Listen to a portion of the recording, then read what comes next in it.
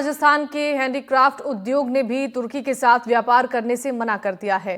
Handicraft association के अध्यक्ष भरत दिनेश ने बताया कि ऑपरेशन सिंदूर के बाद जिस तरह से तुर्की का चेहरा सामने आया है, उसको लेकर हैंडीक्राफ्ट उद्योग से जुड़े हुए तमाम लोगों ने तुर्की के साथ व्यापार नहीं करने का संकल्प लिया है, जिससे तुर्की को करीब 1000 करोड़ रुपए का सीधा प्रभाव देखने को मिलेगा। हैंडीक्राफ्ट एसोसिएशन के अध्यक्ष भरत दिनेश से बातचीत की है हमारे जोधपुर संवाददाता अरुण हर्ष ने।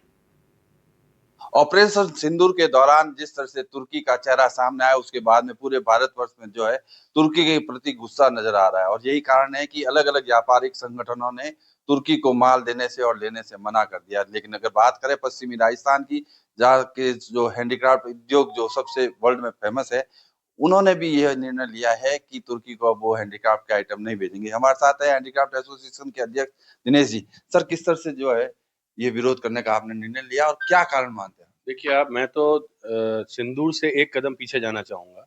जो कि पुलवामा में घटित हुआ, वो एक पूरे तौर से आतंकवादी एक्टिविटी थी और उस टेररिज्म के अगेंस्ट में हमने ये ऑपरेशन करा और उसका सिंदूर का जो है उस ऑपरेशन का टर्की ने सपोर्ट किया पाकिस्तान को। वो उससे हम शुभ हैं।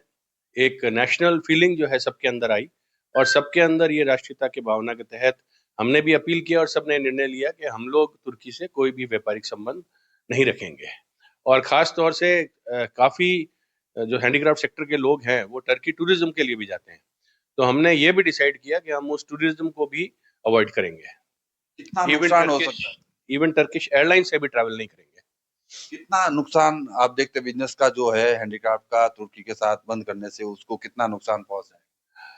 बहुत ज्यादा नहीं है, लेकिन फिर भी मैं आपको कहना चाहूंगा कि करीब करीब 1000 करोड़ रुपए का फर्क उनको पड़ेगा एक महीने का। क्योंकि जब हम हैंडीक्राफ्ट की बात कर रहे हैं तो और बहुत से आइटम्स हैं। अपहोल्स्ट्री बहुत बड़ी है, यहाँ से हमारे सेमी प्रेशियस है, टाई एंड डाई है, वो सब भी जो है उस सेक्टर के अंदर आते हैं।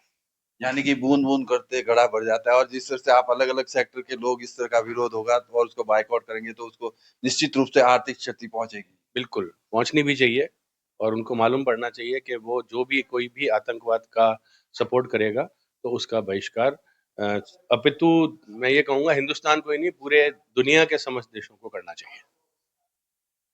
तो कह सकते हैं हैंडीक्राफ्ट एसोसिएशन के अध्यक्ष भरत दिनेश, जिस तरह से इन्होंने और उनके साथ तमाम जुड़े हुए संगठनों ने विरोध किया और बूंद बूंद घड़ा भरता है। और इस तरह से जो आर्थिक मार अगर तुर्की पर पड़ेगी तो निश्चित रूप से तुर्की का जो है विकास में काफी रुकावटें देखने को मिलेगी। जोधपुर से एनडीटीवी के लिए अरुण हर्ष की रिपोर्ट।